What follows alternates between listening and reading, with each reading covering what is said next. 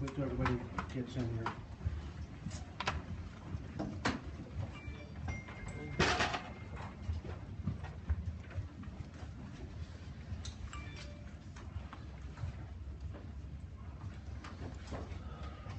Is everybody ready?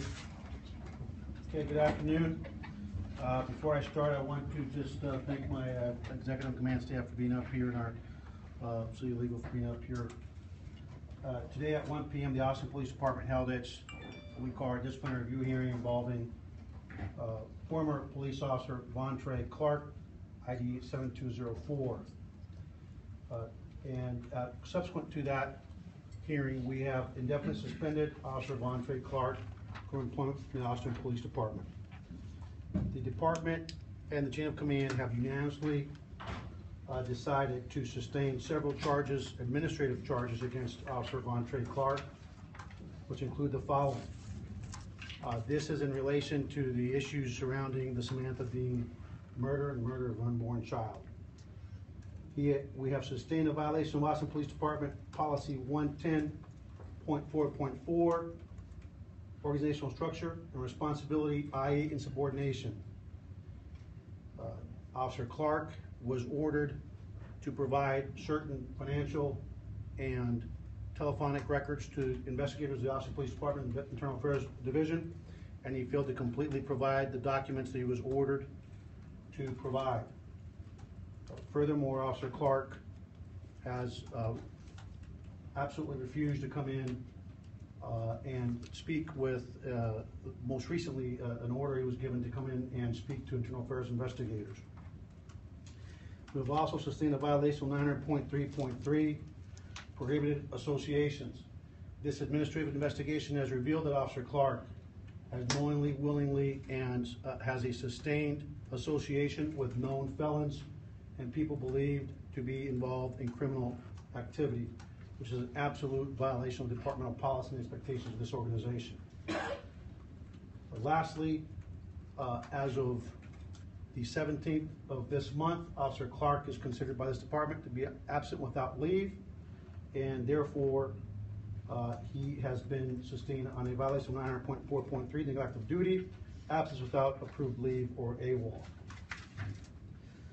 On February 4th, excuse me one second.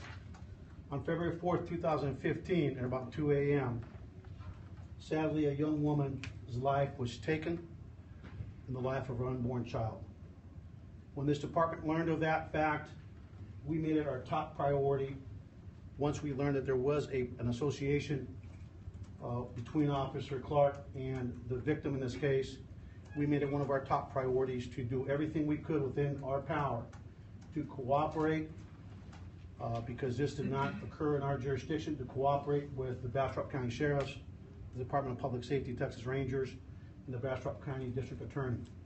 We made it our #1 priority to bring justice, and this continues to be our #1 priority, to bring justice to Samantha Dean, her unborn child, and Mr. and Mrs. Dean, who I have been in communication with in the past and spoke with earlier today, just a little while ago.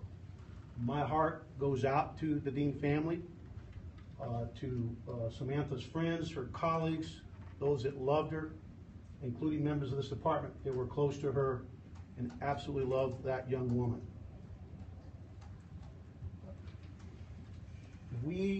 Although we opened on February 5th, the very next day after her murder, we placed former officer, and I will from this point forward refer to him as Mr. VonTrey Clark. We placed him on restricted duty administrative leave, basically under house arrest where he was remaining at home. And we began an administrative investigation to determine his relationship with Miss Dean, any type of relationship with the unborn child, and any relationship or any involvement with suspects that may be involved with the death of Miss Dean. Having said that, although we began our administrative inquiry the very next day, our #1 priority is not this administrative investigation. Our #1 priority is to do everything we must do to protect the sanctity of the criminal investigation. And so we have been moving at a very methodical pace. Earlier this month, within that last 10 days or so, last couple of weeks, last few weeks, the district attorneys and the criminal investigators' criminal affidavits that were filed with the courts in relation to the murder of Ms. Dean and our unborn child became public. A lot of information was provided to the public in those affidavits. Once the department saw that those affidavits were public, it relieved our concern in terms of moving forward with our administrative investigation, because obviously we aren't the ones putting stuff out there, and it's already a public document. And that's when we moved our administrative investigation into, I would say, an aggressive timeline to complete it. Last week, Mr. Clark was ordered to come into Internal Affairs, specifically last Saturday. He refused to acknowledge that order. He refused to come in. Officer Dean tried to file some FMLA, Family Leave Act type requests that were denied because he does not comply with the requirements of that law.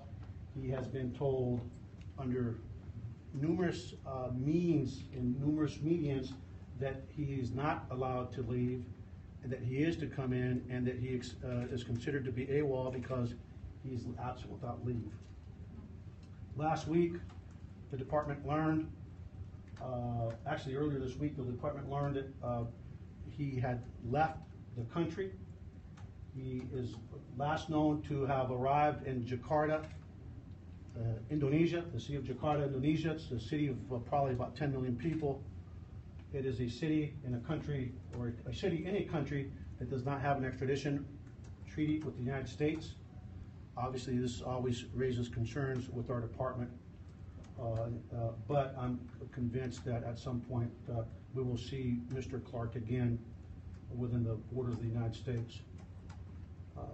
Again, the criminal investigation is ongoing, so I will not be commenting further on the criminal investigation, just to say that based on what I know, based on what's public, based on what you all read in the memorandum, the administrative memorandum that we have to file with civil service firing him, indefinitely suspending him, it paints a picture. It paints a picture, it makes me very angry. It paints a picture, it makes me sad. And it paints a picture of betrayal. Betrayal to a profession, betrayal to an oath, betrayal to the law, and betrayal, I think, ultimately to the sanctity of life. And I think at some point we will see Mr. Clark back. I have told Mr. and Mrs. Dean that, again, my #1 priority as a police chief is to bring those responsible for the death of that young woman with that beautiful smile and our unborn child, to bring them to justice. We will continue to do everything we can as an organization to assist our partners at the Department of Public Safety. And now that he's overseas, I can assure you that at some point, if not already, our federal partners will be involved in